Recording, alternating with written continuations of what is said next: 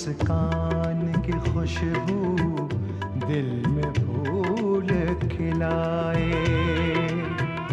चाहे कोई प्यार लुटाए, चाहे प्यार छुपाए, आशीर्वाद की छाया पल पल जीवन को महकाए, जीवन को महकाए,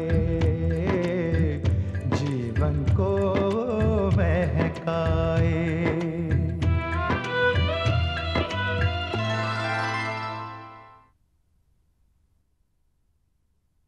24 घंटे के अंदर मुझे रुपया चाहिए चौधरी जी।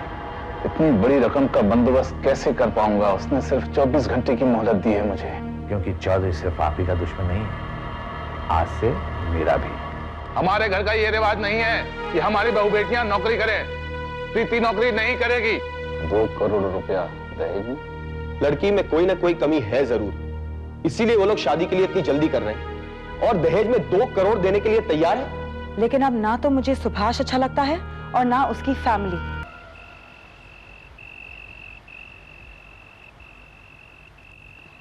आप फिर सोच में पड़ गए? जब मैं आपको परेशान देखती हूँ तो मेरा दिल बैठने लगता है। अपर्णा, मैं सोच रहा हूँ कि हमारे बच्चों में कितना परिवर्तन आ गया है। जो कभी आंख मिलाकर बात नहीं करते थे, आज उनमें इतनी हिम्मत आ गई है कि वो मुझसे बहस करते हैं, पलटकर मुझे जवाब देते हैं। जानती हो ऐसा क्यों हुआ? क्योंकि मैं उनके साथ नरमी से पेश आया, क्योंकि मैं उनके नजरिए से सोचने लगा। और अब लग रहा है सही नहीं है ये, मैं गलती कर रहा हूं। जब आप बच्चों के साथ सख्ती से पेश आते थे वो भी तो गलत था। बीच का रास्ता अपना सकते थे आप। दूसरों के मुकाबले हमारे बच्चे अच्छे हैं, फर्माबरदार हैं। हाँ, मैं मानती हूं जिद में आकर उन्होंने गलत कदम उठाया, लेकिन हमारी हर बात मानी है उन्होंने। बच्चे अगर बात मानते तो चिंता की कोई वजह ही नहीं थी। ये कैसी बातें कर रहे हैं आप? कौन सा हुक्म टाला है उन्होंने आपका? आपने उन्हें डांटा, फटकारा, उन पर हाथ उठाया, फिर भी वो चुप बैठे। आज प्रीति आपसे कह रही है वो नौकरी करना चाहती है, आप अनुमति नहीं दे रहे हैं। राधा आपसे कह रहा है वो दीपाली से शादी नहीं करना चाहता, फिर भी आप जबरदस्ती उसे मजबूर कर रहे हैं। बदलिए, बदलिए अपने आप को, वरना बच्चे एक दिन बगावत कर बैठेंगे। मैं नहीं बदल सकता अपर्णा, मैंने देख लिया, मैं नहीं बदल सकता। सब याद करना है।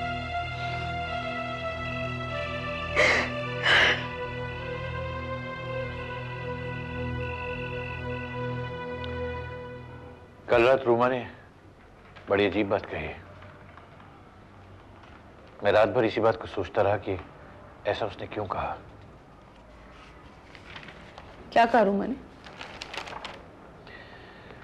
मेरा ख्याल है अब वो वापस नहीं जाना चाहती। कह रही थी कि सुभाष से शादी करके उससे गलती हुई है और अब वो इस बारे में सोचना चाहती है। मैं तो पहले ही कहती थी कि वो इस शादी से खुश नहीं होगी। शुक्र है अक्ल आई, मगर देर से। कैसी मां हो तुम? लड़की कह रही है कि वो शादी करके उसने गलती की है और तुम इसे अक्लमंदी की बात मान रही हो, इसी बात का शुक्र कर रही हो।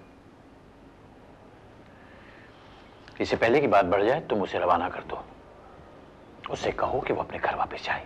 हम भी उससे यही कहने आए हैं मित्तल। अरे पुरुषोत्तम। नमस्ते भाभी जी। नमस्ते। रूमा से कहिए हम उससे लेने आए हैं। हम लोग अभी अभी उसके वापस लौटने की बात कर रहे थे। सिर्फ बात ही करते रहेंगे, भेजेंगे नहीं उसे? मेरी समझ में नहीं आता है आप लोग उसे यहां रहने की इजाजत देते क्यों हैं? वो बिना पूछे यहां चली आती है और अपनी मर्जी से जितने दिन चाहे यहां रह जाती है। ये गलत बात है मित्तल, मुझे हरगिज़ गवारा नहीं। शांत हो जाओ चौधरी, रूमा अभी तुम्हारे साथ जाएगी और दोबारा इस तरह की गलती नहीं होगी। रूमा, रूमा कहां हो तुम? जी डैडी। बेटा, ये तुम्हें लेने आए हैं। अपना सामान बांधो, इनके साथ जाओ। इतनी जल्दी भी क्या है? मैं शाम को उसे घर छोड़ दूंगी। शाम को नहीं, रूमा अभी जाएगी। रूमा, तुमसे जो कहा है वो करो। जी डैडी। और सुनो, तुमने ना इन्हें प्रणाम किया है ना पांव छुए हैं। हमारे जो संस्कार हैं वो बार बार याद दिलाने पड़ेंगे तुम्हें। I am sorry dad. प्रणाम बाबूजी। जीती रहो। प्रणाम। जीती रहो। जल्दी से तैयार हो जाओ। मैं अभी आई।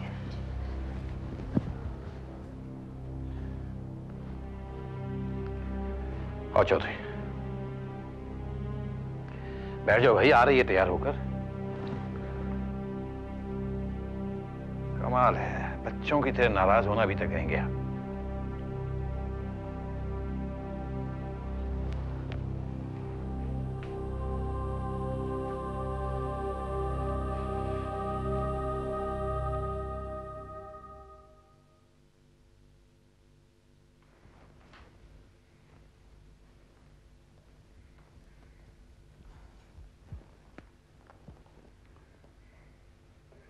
रूमा। जी। इस घर की जो मर्यादा है तुम्हें उसका पालन करना होगा। अगर तुम्हें कोई नाराजगी है, कोई शिकायतें हैं हमसे, तो मुझसे या अपर्णा से कहो इसके बारे में। लेकिन तुम्हारा इस तरह से घर छोड़कर जाना बर्दाश्त नहीं करूंगा मैं। और इस घर से बाहर कहीं भी जाने से पहले अपर्णा को तुम्हें बताकर नहीं, अपर्णा से पूछ कर जाना होगा। ये पाबंदियां सिर्फ मुझ पर हैं या घर के दूसरे लोगों पर भी? तुम चाहती हो तुम्हारे सामने ये बात सबसे कहूं? आज तक जो कहता आया हूं फिर से दोहराऊं?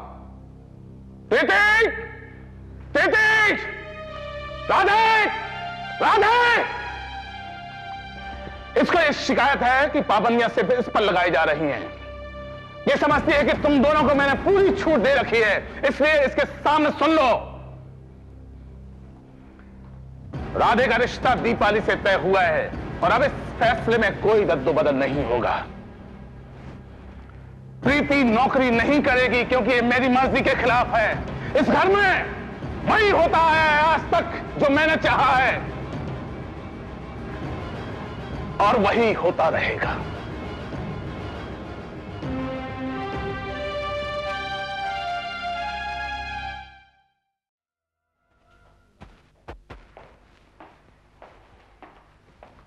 प्रीति, कैसी हो? मैं ठीक हूँ। बा साहब हैं घर पर? मिलना चाहता हूँ।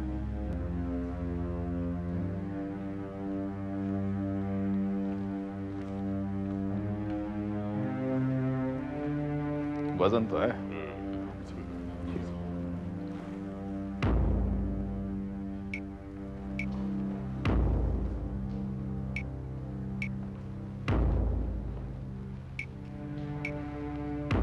प्रणाम साहब। यहां कैसे आना हुआ? हाँ साहब, बहुत दिनों से मेरे दिल पर एक बोझ है जिसे उतारने आया हूं।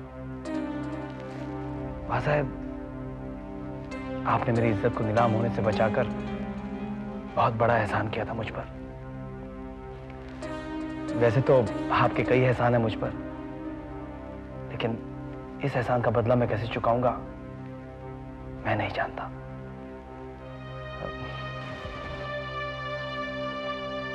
ये 2 करोड़ रुपए का चेक है जो आपने मुझे दिए थे, लौटाने आया हूं।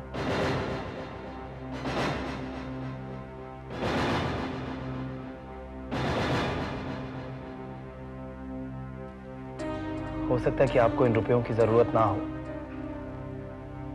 फिर भी बा साहब रख लीजिए, मैं आपका बहुत आभारी रहूंगा।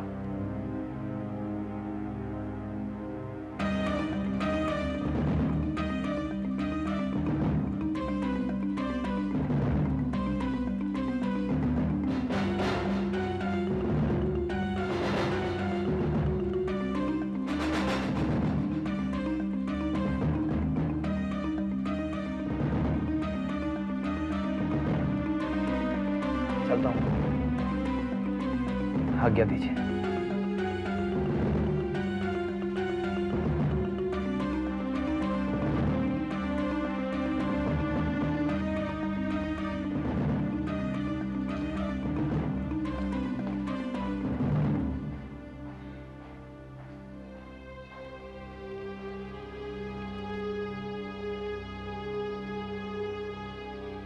ये आदमी हमारे रुपए लौटा रहा है? मुझे तो यकीन ही नहीं हो रहा है।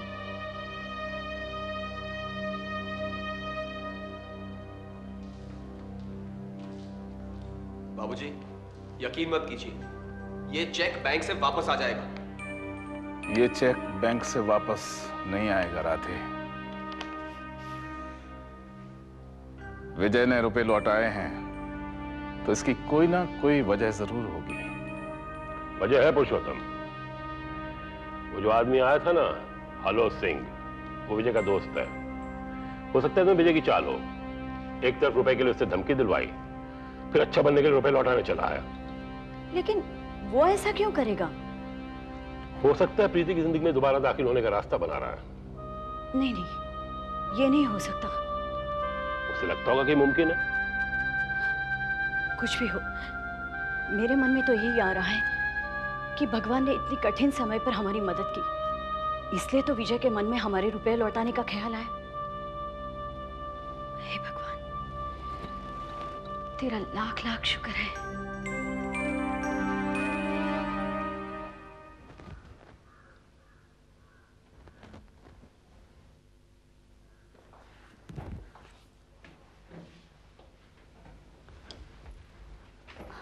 अरविंद, आप अंदर जाइए।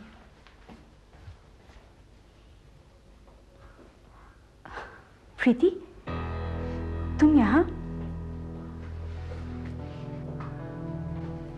वो मैं यहाँ इंटरव्यू के लिए आई थी।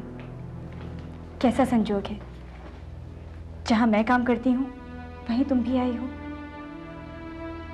मुझे लगा तुम वापस अपने शहर चली गई होंगी। सोचा तो मैंने भी यही था, लेकिन फिर तय किया कि मैं यहीं रहूंगी। मैंने अपना घर ले लिया है और नौकरी भी कर रही हूँ। जिंदगी पहले से काफी बेहतर गुजर रही है। तुम कैसी हो? बस ठीक हूँ। विशाखा, तुम्हें क्या लगता है, यहाँ जॉब के कोई चांसेस हैं? क्या मुझे ये जॉब मिल सकती है?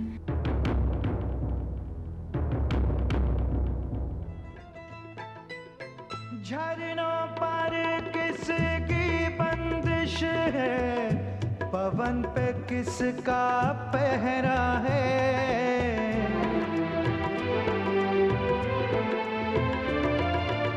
लहरों को किसने बांधा है, किरण पे किसका पहरा है। फिर क्यों दिल के अरमानों पर कोई रोक लगाए। बाबूजी, ऐसी जिद क्यों कर रहे हैं हमारे साथ? जब मैं मना कर चुका हूं तो क्या जबरदस्ती शादी के फेरे दिलवाएंगे मुझे? उन्होंने मेरे साथ भी यही किया था और आज भी वो वही करने जा रहे हैं। बाबूजी को हमारी खुशी का कोई ख्याल नहीं है। मम्मी, गलत इल्जाम मत लगा उन पर। वो तुम सबको चाहते नहीं है, तुमसे प्यार नहीं करते। वो प्यार करते तो सिर्फ अपने उसूलों से, और हमेशा यही चाहते हैं कि उनके उसूलों को माना जाए। अगर उन्हें मेरी खुशी का ख्याल होता तो दिनेश से ये कभी नहीं कहते कि मुझसे मिलना जुलना छोड़ दे। तो क्या गलत किया उन्होंने? तू दिनेश से मिलती रहती, इस घर की बदनामी होती रहती और वो बैठे देखते रहते। मैंने ऐसा कोई काम नहीं किया है जिससे इस घर की बदनामी हो, और ना ही ऐसा कदम उठाया जिससे मुझे शर्मिंदगी हो। मैं नौकरी करना चाहती हूँ, लेकिन वो भी वो करने नहीं देते। इस घर में क्या कमी है तुम्हें जो तू नौकरी करना चाहती है? कभी ऐसे हुआ है कि तेरे शौक पूरे करने के लिए तूने रुपए मांगे और तुझे ना मिले? देख प्रीति, तेरे बाबूजी जो भी फैसला करते हैं उसके पीछे कोई वजह होती है, और उन फैसलों को मानना तुम सबका फर्ज रहता है। तू नौकरी नहीं करेगी, ये बात तय है। और राधे, तेरी मंगनी दीपाली से होकर रहेगी। तू चाहे कितना भी इनकार करे, उनका फैसला मानना तेरा फर्ज है और वो तुम्हें मानना पड़ेगा, समझे?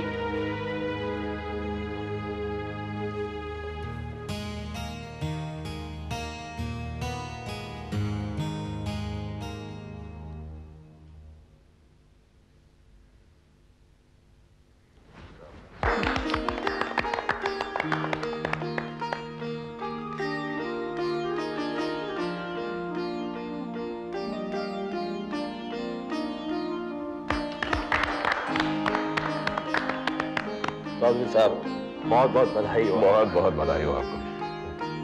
भाभी जी, बहुत बहुत बधाई हो आपको, आप सब लोगों को। आइए सर, आपसे कुछ बात करनी है। हाँ। वो जो आपने रुपये देने की बात कही थी दहेज के, अभी दे रहे हैं या रात को देंगे? चौधरी साहब, मैं वही बात आपसे करने वाला था, कुछ रोज रुकना पड़ेगा। रुकना पड़ेगा? क्यों? रुपए अभी मेरे हाथ में नहीं आए।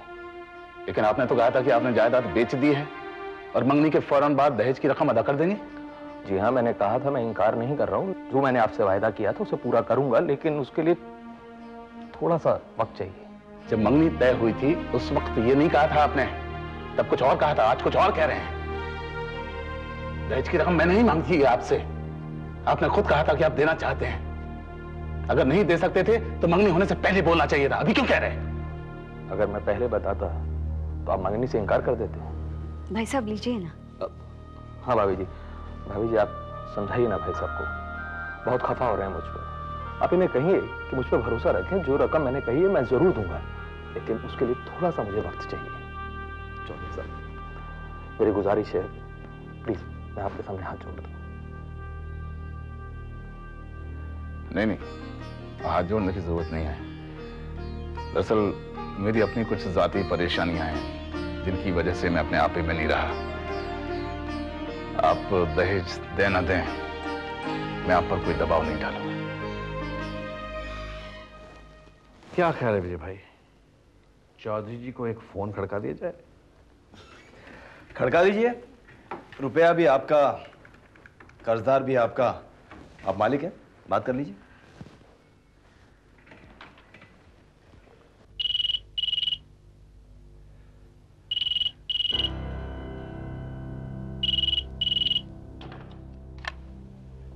हेलो। हेलो चौधरी जी, मैं सिंह बोल रहा हूं। 24 घंटे की मोहलत खत्म हुई। अब मुझे पैसा वसूल करने के लिए दिनेश और आपके खिलाफ कानूनी कार्रवाई करनी पड़ेगी। आप मुझे धमकियां मत दीजिए, आपका रुपया आपको मिल जाएगा। लेकिन इतना तो आप भी समझते हैं कि इतनी बड़ी रकम जुटाने में वक्त लगता है। हो सकता है आपके लिए ये काम बहुत आसान होगा, लेकिन मेरे लिए कम से कम इस वक्त आसान नहीं है। और कितना समय चाहिए आपको? 7 दिन। 7 से 8वां दिन नहीं होना चाहिए। नहीं होगा। एक और बात, इस दौरान ना तो आप हमें फोन करेंगे और ना हमसे मिलने आएंगे। ठीक 7वें दिन आपका रुपया आप तक पहुंच जाएगा। धन्यवाद। ये 7 दिनों में इतनी बड़ी रकम कैसे जुटा पाएंगे हम? मैं ये मकान बेच दूंगा अपर्णा, लेकिन मुझे कर्ज का बोझ नहीं चाहिए। हम किराए का मकान ले लेंगे, किसी छोटी जगह में रहने चले जाएंगे, लेकिन रुपयों का तकाजा मुझसे बर्दाश्त नहीं होता अपर्णा। मैं जानता हूं सबको तकलीफ होगी, लेकिन इसके सिवा और कोई चारा नहीं है। तकलीफ होगी तब भी कोई परवाह नहीं है, सारा दुख हम सहन कर लेंगे। लेकिन मैं जब आपको परेशान देखती हूँ ना, मुझे बहुत दुख होता है। जितनी जल्दी हो सके उतनी जल्दी इन तकलीफों से छुटकारा पाइए।